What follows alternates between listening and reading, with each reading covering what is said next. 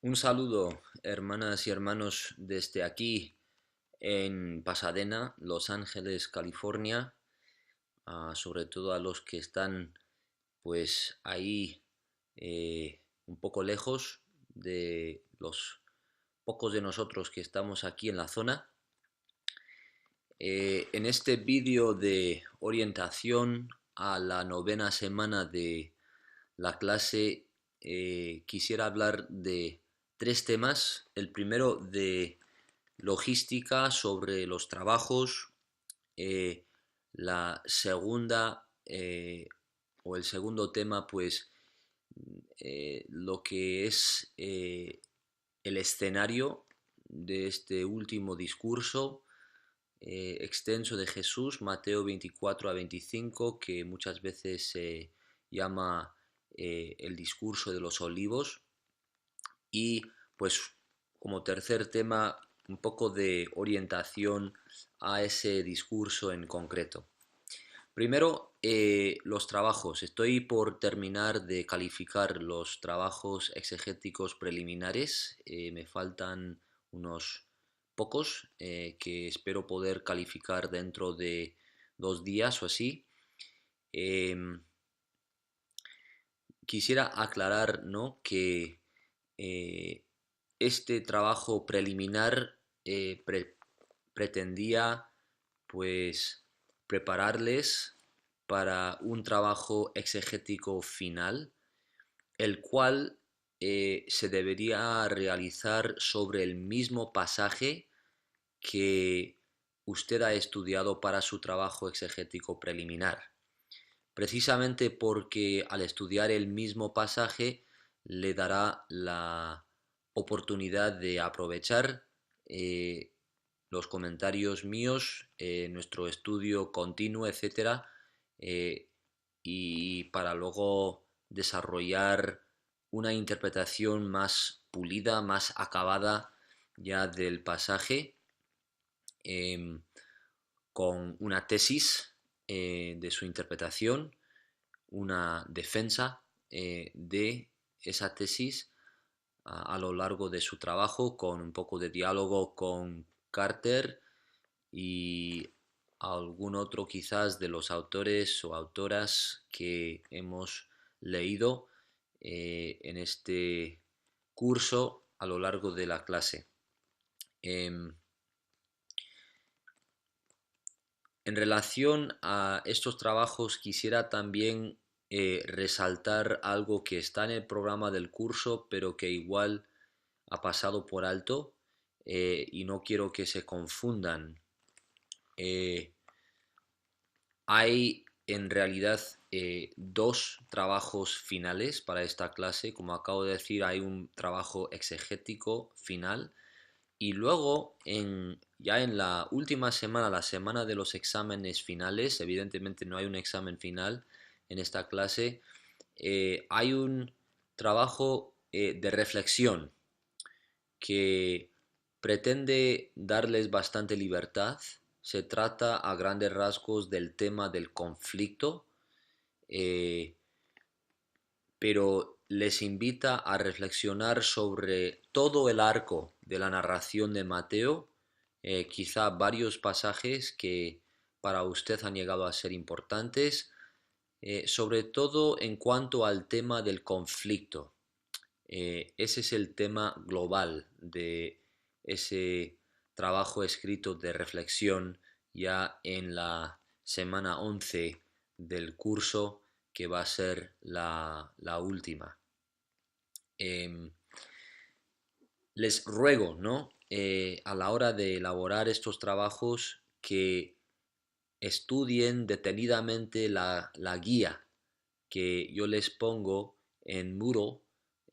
Suelo poner la guía en dos formatos, ¿no? En un formato de librito de Moodle que se puede leer pasando pues pantalla por pantalla, o todo un documento Word que se puede leer todo en el mismo documento si usted lo desea, pero eh, si usted no sigue la guía, para los trabajos, es difícil, ¿no? Que pueda salir bien. Así que les pido, ¿no? Que estudien esas instrucciones que yo les doy en Muro, que no se les olvide tampoco consultar el programa del curso de vez en cuando, para no perderse así o perder el norte, ¿no? En la clase. Bueno, esa es la primera cuestión, ¿no? De la logística en cuanto a los trabajos escritos a estas alturas de la clase. El segundo tema es eh, un poco el escenario de este último discurso de Jesús, un discurso en que profetiza el juicio venidero a Jerusalén en concreto.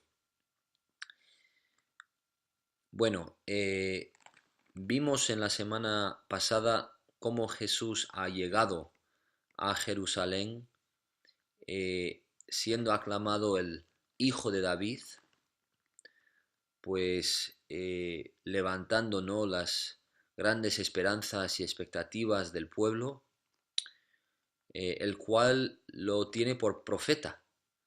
eh, y pasa directamente después de esa recepción eh, peculiar, como ha entrado cabalgando sobre un asno, en las cortes del templo y realiza lo que ya hemos estudiado, ¿no? En esta semana eh, de voltear las mesas de los cambistas, de echar fuera a los que están vendiendo animales de sacrificio y tal. Y simplemente quisiera reiterar un par de cosas, ¿no? Sobre este escenario. Primero, si leemos bien Isaías 56 y su contexto, Jesús no se está oponiendo a los sacrificios en sí. Eso sería un error, me parece. Si se fijan en Isaías 56, precisamente lo que se está eh, pues anunciando es la casa de oración, el templo como casa de oración en que los sacrificios serán ofrecidos fielmente. Eh, es más, en la generación después de Jesús, hasta la destrucción del templo, eh, no tenemos ningún indicio de que sus discípulos abandonaran las prácticas del templo, incluso los sacrificios.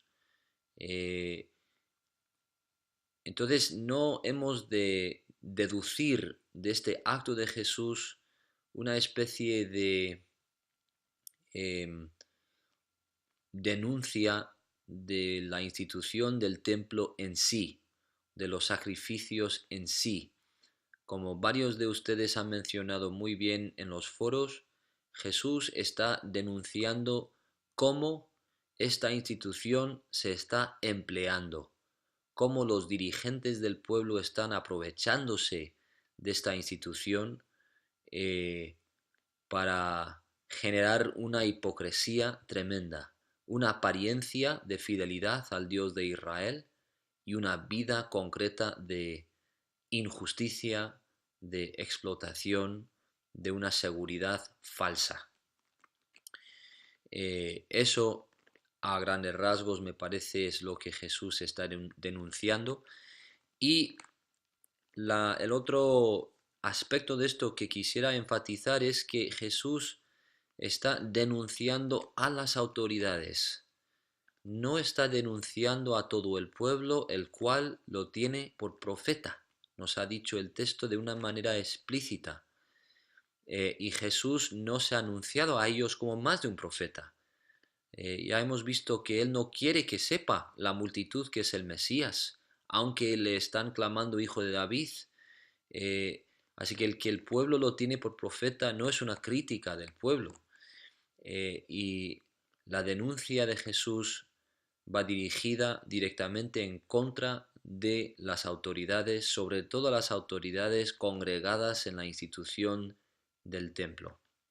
Estos son los principales sacerdotes, los ancianos del pueblo, algunos fariseos y escribas también. Esto es muy importante porque lo que Jesús ha venido anunciando es un cambio de régimen, un cambio de gobierno. No ha venido anunciando la sustitución del pueblo de Israel por otro. Lo que Jesús viene haciendo es una expresión de su compasión por el pueblo, de su capacidad o poder pastoral para con el pueblo. Y en ningún momento vemos que Jesús como que pone a un lado, ¿no? O pone de un lado al pueblo de Israel como para poner otro en su puesto. Entonces quisiera enfatizar eso de cara al pasaje que tenemos para esta semana, que es un pasaje que profetiza un juicio atroz, terrible, y nos puede llevar a una conclusión que, aunque tradicional entre los cristianos, me parece errónea, que es que el juicio de Dios es una exclusión de todo el pueblo de Israel y un empezar de nuevo de cero. No hay ningún indicio de esto en Mateo y hay indicios de todo lo contrario, y lo vamos a ver incluso más en estas siguientes 2 semanas, que Jesús sigue en solidaridad con su pueblo hasta, hasta la muerte. Así que cuidado en las interpretaciones. Si usted discrepa conmigo y cree que Jesús sí abandona al pueblo o lo deja todo atrás para sustituirle con otro, pues podemos discutirlo en los foros y demás, pero les invito en las interpretaciones a prestar atención a los detalles en cuanto a las palabras de juicio o de condena que Jesús está pronunciando, y no tomarlas sin pensar muy bien como dirigidas a todo el pueblo así directamente. Esto no quita, debería mencionar, que todo el pueblo atraviesa los efectos del juicio contra sus dirigentes, incluso los efectos de la caída del templo, que es la institución central de la comunidad. Evidentemente, toda esta generación actual se va a ver envuelta en este juicio que Jesús ha venido anunciando, pero el hecho de que todo el pueblo se ve de alguna manera afectado por este juicio no implica una sustitución de todo ese pueblo por otro. Bien, tercer tema, lo que es la interpretación de este discurso final de Jesús. Hay 5 discursos que estructuran la narración de Mateo, y este es el quinto, el final. Simplemente quería adelantarles que mi forma de entender, interpretar este discurso es un poco peculiar en comparación con las interpretaciones prevalecientes de la tradición cristiana. Creo que una gran parte de la tradición cristiana no ha podido interpretar este discurso dentro de lo que es el arco de la narración de Mateo, dentro de lo que es el lenguaje de juicio de los profetas, y según el hilo del discurso. Sobre todo cuando llegamos a lo que es la venida del Hijo del Hombre, en capítulo 24, y las palabras proféticas de Isaías que se emplean para visualizar de alguna manera esa venida. pues muchas veces ese lenguaje ha hecho saltar, ¿no?, los pastores y pastoras de la iglesia a unas visiones del fin del mundo. Pero creo que eso sería, aunque intuitivo para nosotros, pues poco consecuente con la narración de Mateo, varios aspectos de la narración que voy a resaltar en los foros y también en mi exposición del discurso, eh, y sobre todo no consecuente con el significado del lenguaje profético de juicio, de la caída de las estrellas, por ejemplo, del cielo, de la venida del Hijo del Hombre sobre las nubes en la gloria.